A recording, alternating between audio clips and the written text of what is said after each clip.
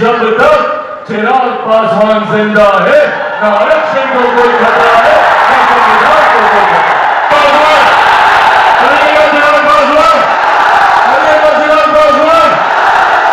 समीकरण है क्या है भैया? हमारी समीकरण सांप्रदायिकता और जातीयता में प्रदेश को बांटने के नाम को इन साथ साझा करना जरूरी है। आज भी आजादी के 75 साल के बाद भी आज भी हम लोगों को इस बात की तकलीफ होती है कि भैया क्यों बनिस्बत बाकी राज्यों के हमारा बिहार एक विकसित राज्य नहीं बन पाया। क्यों आज भी छोटी छोटी मूलभूत जरूरतें हम लोगों के लिए सबसे बड़ी समस्या बना हुआ है। हकीकत है कि भारत एक साथ आजाद हुआ, भारत के तमाम प्रदेश एक साथ आजाद हुए, तो फिर क्या कारण कि कहीं दिल्ली बंबई जैसे चमचमाते शहर बने और वही हमारा प्रदेश बिहार जो आजादी के 75 साल के बाद भी एक पिछड़ा राज्य कहलाता है। कौन लोग जिम्मेदार हैं, किनकी जवाबदेही है? ये चुनाव वो जवाबदेही तय करने का समय है।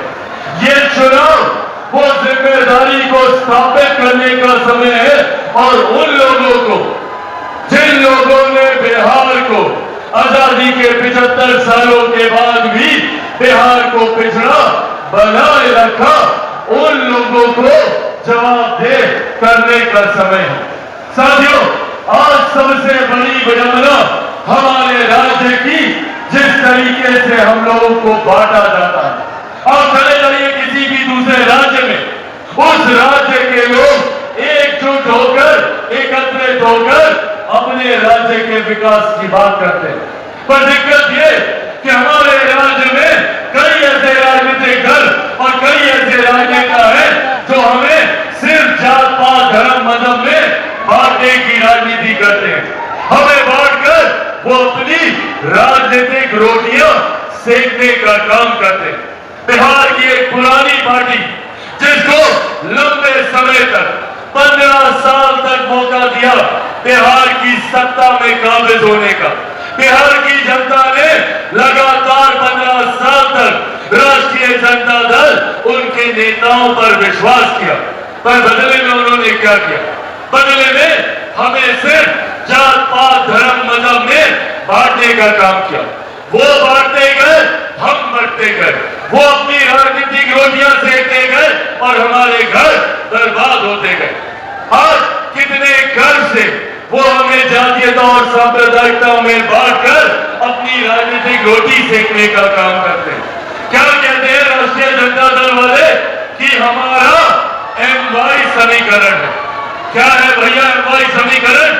सांप्रदायिकता और जातीयता में प्रदेश को बांटने के नाम को इन्होंने MY समीकरण कहने का काम किया। साथियों, अगर इनका MY समीकरण है तो हम लोगों का भी MY समीकरण है। पर हमारे MY समीकरण में M से महिलाएं हैं और Y से युवा है। ये हमारी ताकत है। युवा जो देश की सबसे बड़ी आबादी है और महिला जो देश ही नहीं दुनिया की आधी आबादी है। साथियों, इसकी सोच के साथ बिहार फर्स्ट, बिहारी फर्स्ट आगे बढ़ने का काम कर रहा है। हम चाहते हैं कि बिहार की हर एक महिला, हर एक बच्ची, हर एक बेटी, हर एक बहन को उसका हक अधिकार सम्मान के साथ मिले।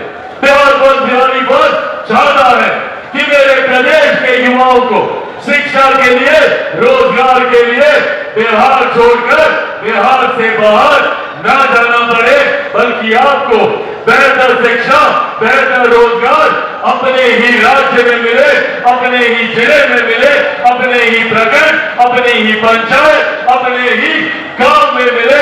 इस सोच के साथ बिहार फर्स्ट और बिहारी फर्स्ट आगे बढ़ने का काम करता है।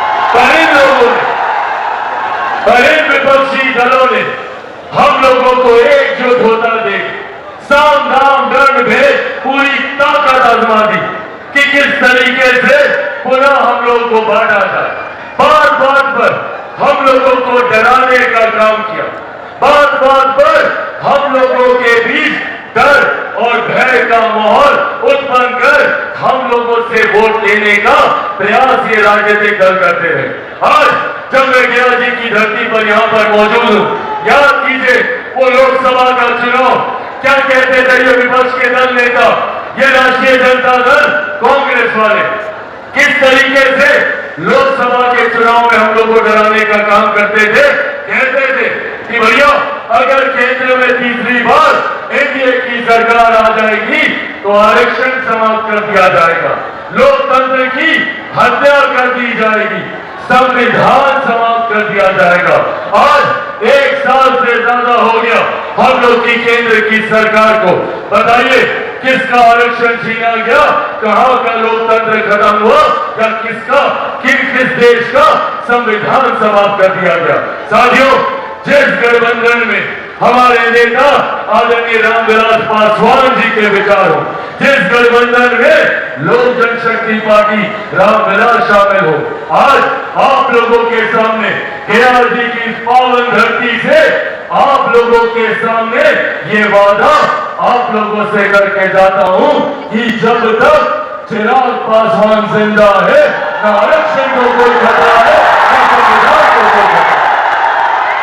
पर हाँ, खतरा है तो इन विपक्षी दल के नेताओं से, ऐसे राजद कांग्रेस के नेताओं से जो बात बात पर हम लोगों को बांटकर अपनी राजनीतिक लाभ उठाने का प्रयास करते हैं।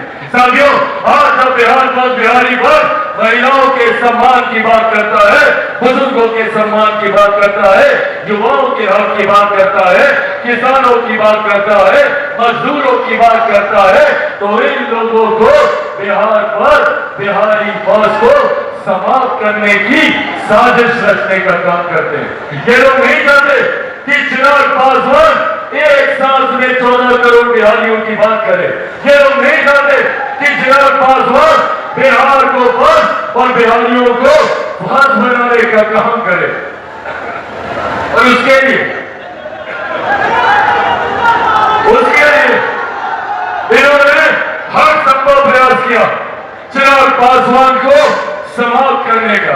पहले इन लोगों को लगा कि अगर चिराग पासवान को, इसकी पार्टी को तोड़ देंगे तो चिराग पासवान समाप्त हो जाएगा। नहीं समाप्त हुआ चिराग पासवान। फिर इन लोगों को लगा कि चिराग पासवान को, इसके परिवार को तोड़ देंगे तो चिराग पासवान समाप्त हो जाएगा। नहीं समाप्त हुआ चिराग पासवान।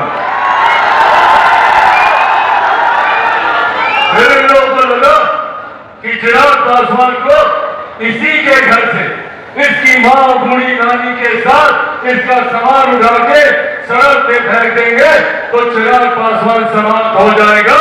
नहीं समाप्त हुआ चिराग पासवान। अब तो डर इतना ज्यादा कि भैया चिराग पासवान को बम से ही उड़ा दो, चिराग पासवान समाप्त हो जाएगा। नहीं समाप्त हुआ चिराग पासवान। क्योंकि जो लोग ये सोचते हैं कि इन बातों से चिराग पासवान समाप्त हो जाएगा, वो लोग भूल जाते हैं कि चिराग पासवान शेर का बेटा है, रामविलास पासवान का बेटा। भैया मैं डरने वाला हूं ना झुकने वाला हूं, और डर तो मुझे किसी से नहीं लगता जितनी ताकत आजमानी आ रही। मैं भी सर पे कफन बांध के निकला कि जब तक बिहार को विकसित राज्य नहीं बना दूंगा तब तक मैं भी चैन की सांस नहीं लूंगा। ये वादा आप लोगों से करता हूं। ऐसे में साथियों, जरूरत है हम सबको एक होने की, जरूरत है हम सबको एकजुट होकर बिहार बस और बिहारी बस को घर घर तक पहुंचाने की। और साथ ही में जरूरत है इन विपक्षी दल के नेताओं की, इनके झूठे वादों को घर घर तक बताने का कि कैसे चुनाव आते हैं तो ये तमाम विपक्षी दल के नेता आप लोगों के बीच आएंगे, आप लोगों के सामने हाथ जोड़ेंगे, विकास की बात करेंगे। पूछिए, जब 15 साल दिए थे 90 के दशक में, क्यों बिहारी युवाओं को मजबूर होना पड़ा बिहार से पलायन करने के लिए? मैंने वो पीड़ा उन युवाओं की आंखों में देखी है जो दूसरे राज्यों में रहते हैं, जो दूसरे देशों में रहते हैं। पीढ़ियां बीत गई इनकी, पर वो बिहार वापस नहीं आ पाए, क्योंकि बिहार को इस बर्बादी की कगार में धकेलने का काम जो 90 के दशक में किया गया, जहां पर हत्या, अपहरण, लूटमार, डकैती, बलात्कार जैसी घटना रोज होती थी। और आज भी बिहार फर्स्ट, बिहारी फर्स्ट आप लोगों को ये विश्वास दिलाता है कि अगर बिहार फर्स्ट, बिहारी फर्स्ट के शासन काल में एक भी अपराध की घटना घटेगी तो अपराधी को मुंह तोड़ जवाब दिया जाएगा, उसको सलाखों के नीचे उसको धकेला जाएगा। आपराधिक घटनाएं 90 के दशक में घटती थी, वो भी स्वीकार नहीं थी, और अगर आज भी घटती है तो ये भी स्वीकार नहीं की जाएगी। आज भी अगर एक भी बिहारी की हत्या होती है, अगर एक भी बच्ची बहन के साथ बलात्कार होता है, तो इसको बर्दाश्त नहीं किया जा सकता। और इसीलिए बिहार फर्स्ट, बिहारी फर्स्ट मजबूती से आगे बढ़ने का काम कर रहा है। पर साथियों, ये भी हकीकत है कि चिराग पासवान लाख बिहार के विकास की बात कर ले, चिराग पासवान लाख बिहार में बेहतर शिक्षा की बात कर ले, चिराग पासवान बिहार में लाख कारखाने खुलवाने की बात कर ले, बिहार की विधि व्यवस्था को बेहतर करने की बात कर ले, कानून को मजबूत करने की बात कर ले, अपराधियों पर शिकंजा कसने की बात कर ले। पर हकीकत है चिराग पासवान अकेला कुछ नहीं कर सकता। चिराग पासवान को जरूरत है तो आप सबके साथ दीजिएगा मेरा साथ। साथियों, ऐसे नहीं होगा। उसके लिए हम सबको चिराग पासवान बनकर एक एक जिले में जाकर, एक एक पंचायत प्रखंड में जाकर, एक एक गांव में जाकर, संभवतः एक एक घर में जाकर, एक एक व्यक्ति से मिलकर बिहार फर्स्ट और बिहारी फर्स्ट के बारे में बताना होगा। कीजिएगा मेरा ये काम, बताइएगा बिहार फर्स्ट, बिहारी फर्स्ट के बारे में, बनिएगा चिराग पासवान। ऐसे नहीं, थोड़ा और उठाकर बताइए, बनिएगा चिराग पासवान, बनिएगा चिराग पासवान, बनिएगा चिराग पासवान। साथियों, बस आप मेरा साथ दीजिए, बदले में विकसित बिहार मैं आपको बनाकर दूंगा, एक ऐसा बिहार बनाकर दूंगा जहां बिहारी बिहार से बाहर नहीं जाएंगे, जहां दूसरे राज्य के लोग बिहार आएंगे शिक्षा के लिए, बिहार आएंगे रोजगार के लिए, बिहार आएंगे स्वास्थ्य सेवाओं के लिए।